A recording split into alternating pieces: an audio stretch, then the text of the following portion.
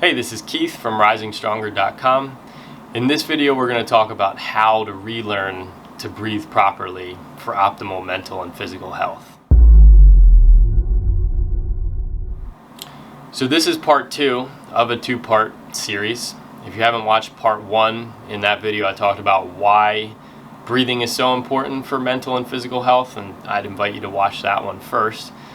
In this video, we're going to talk about how to breathe properly and some tools and techniques that you can use to relearn to do it. We're also going to talk about what improper breathing looks like too, so you can recognize that. And I want to re-emphasize that this is all a practice.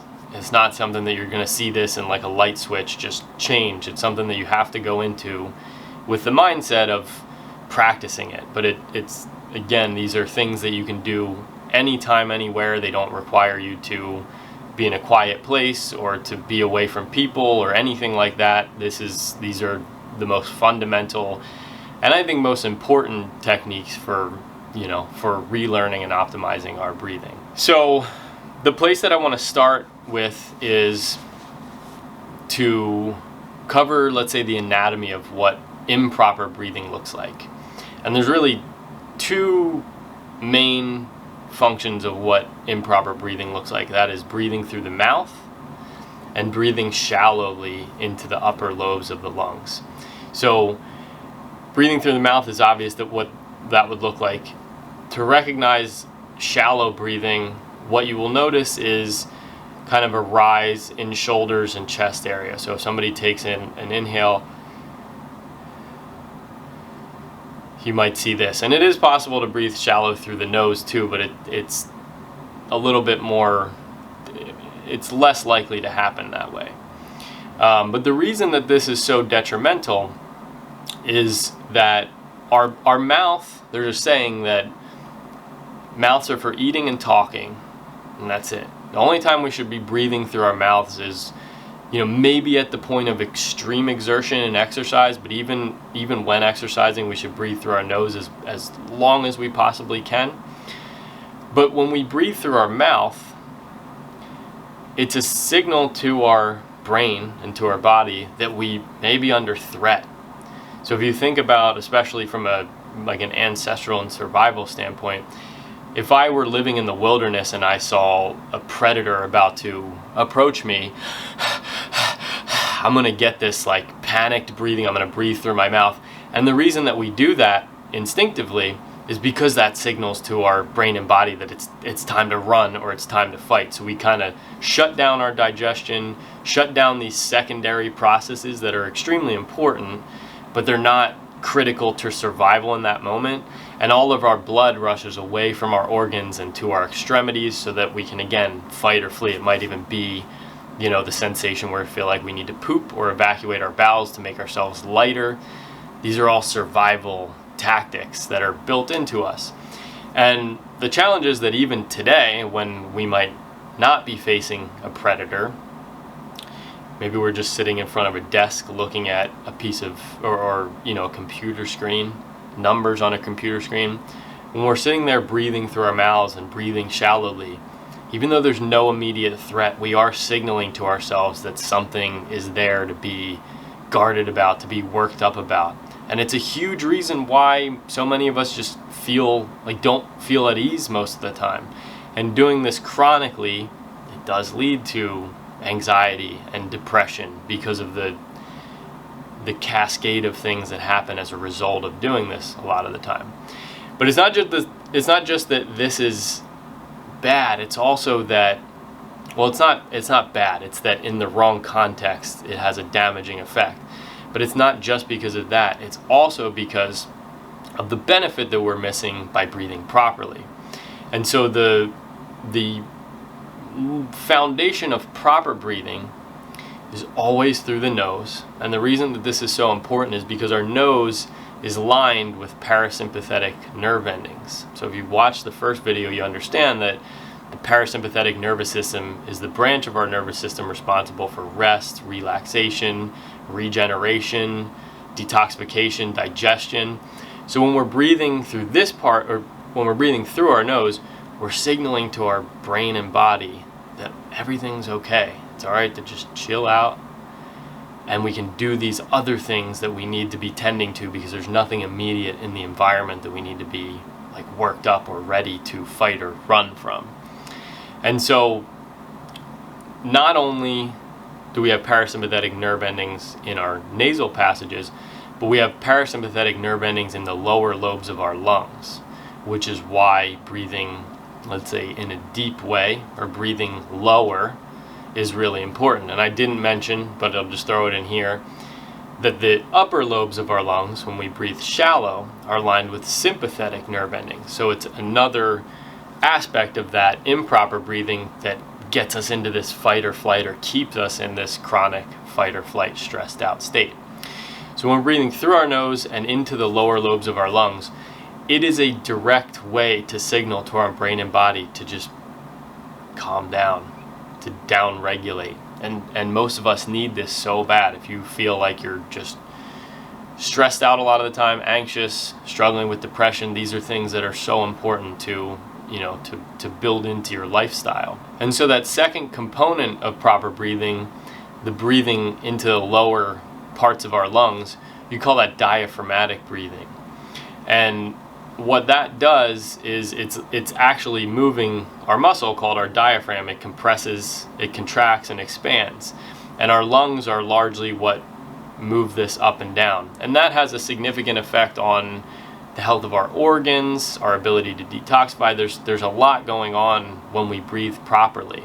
But I'm going to post little clips of 2 techniques that I like to use for teaching people. This is always the first thing that I do when I work with somebody, to breathe properly again, to even feel what it feels like to breathe properly. So the first is to take your 2 fingers, your pointer and middle finger and your thumb, and put them on your 2 lowest ribs. And as you do that, you want to breathe and through your nose and pull the air down low enough into your lungs. Now, you're not taking a gasp. This shouldn't be like a, but you're going to pull the air down low enough into your lungs that your lower ribs start to expand out to the sides. And this is what it feels like when your diaphragm is, or when you're diaphragmatically breathing. So you really expand front, back, and side to side, but it is easier to kind of force your belly to poke out than it is for your ribs to expand. So this is a good place just to feel what that feels like. And this can be a practice where you maybe sit or take even a minute here and there, a minute before you start a task, a minute before you eat, and put your hands next to your ribs and just feel what this feels like. But when you feel that moving, or you feel your ribs moving, you're breathing in a manner that's supportive to your brain and body. And then the second technique that I like to teach people is what you can see here, of laying on your back and taking a book or a water bottle or something that has enough weight. It would need to be like a textbook, maybe not a small paperback book, but something that has enough weight to give you some feedback that you can feel on your abdomen. And you want to breathe into that area, the water bottle, the book, so that your belly starts to rise. And again, as I mentioned in the first example, you don't want to force your belly out. You want to practice really drawing the air down low into your abdomen. You can even think about drawing air down into your pelvis, so really down low into your torso. And the result of that will be your belly starting to expand. You may also, if you're, it would depend, but you may feel your back pushing on the ground a little bit as you breathe in this manner. But these are 2 techniques that just to make the mind-body connection of what it feels like to diaphragmatically breathe. You don't always have to sit with your hands on your ribs. You don't always have to lay with something on your abdomen. But these are just good ways to connect with what it means to breathe properly.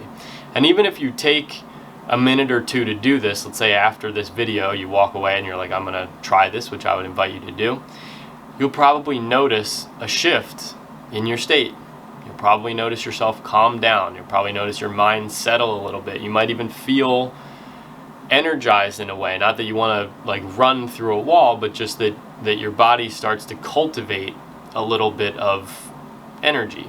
So I'd invite you to try those, at least to feel what it feels like to breathe properly. And you can come back to them at any time that you need to kind of reestablish that mind-body connection of when you're breathing properly.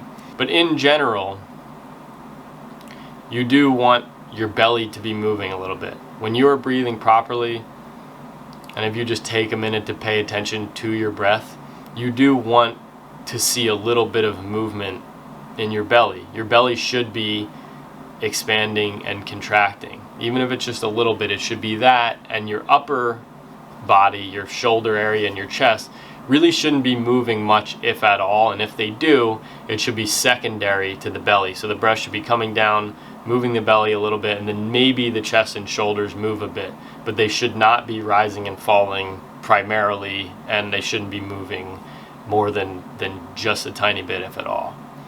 So in addition to breathing through your nose and breathing down into your diaphragm, a few other things to think about, which this is taught in something called Buteyko breathing, if you're familiar. I learned it in a course that I took by a company called Oxygen Advantage, where you also want to think about breathing light. So there's 3 components to this. Light breathing. That means that you shouldn't be breathing loudly where people around you or even you can hear. So you don't want to be breathing where you can really like you're emphasizing your inhale and exhale, but rather just breathing in a very quiet manner. So we have light. The second is slow. We want to slow down our breathing.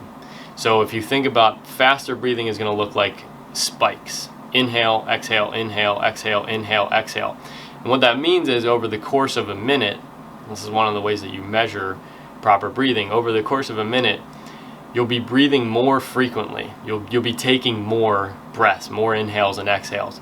Whereas if you expand your breathing, rather than looking like spikes, they should look more like little hills. So the inhale draws out and then the exhale comes down. The inhale draws out and then the exhale. And what this does is reduce the number of breaths that we're taking in a minute. And this is important. It's one of the measures that has that positive effect on your brain and body. So we have light, breathing inaudibly, slow, breathing in a slower manner, which I'm going to give you a specific cadence in a second here, and then deep. And the important thing with deep, and this actually spells out LSD, ironically, if you need a way to remember this, but with deep, you want to think about it not as the deep breath that most of us have gotten used to, but deep in the sense of drawing the air down low. So it's almost better to think about this as low than deep, although we still use the word deep. But it shouldn't be a large breath. It shouldn't be an emphasized big breath. It should still be light. It should still be slow. We're not trying to take in an excess amount of air. We're just trying to bring it down deep physically, not deep large, deep physically into the lower parts of our lungs.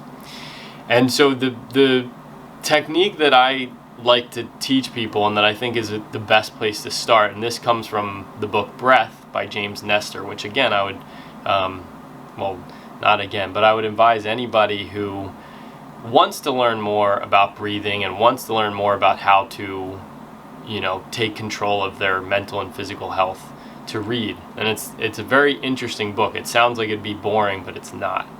But what was found in there is that an optimal cadence for breathing will be somewhere between 5 and 6 seconds per inhale and exhale. So in other words, you draw out your inhale for 1, 2, 3, 4, 5, maybe 5.5, and then you'd exhale 1, 2, 3, 4, 5, 5.5, 6, somewhere in there. Depending on your current state, your body may reject that a little bit. It may be too extreme to draw out that much, and that's fine. You may just have to work up to it. You can start with 2 and 2, or 3 and 3, or 4 and 4.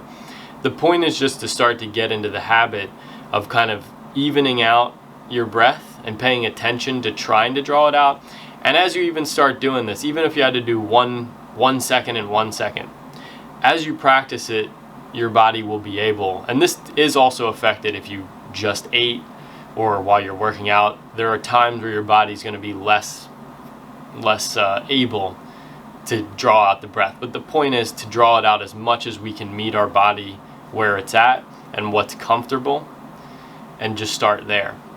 But as you practice it, you will get to the point that you can extend your inhales and exhales longer.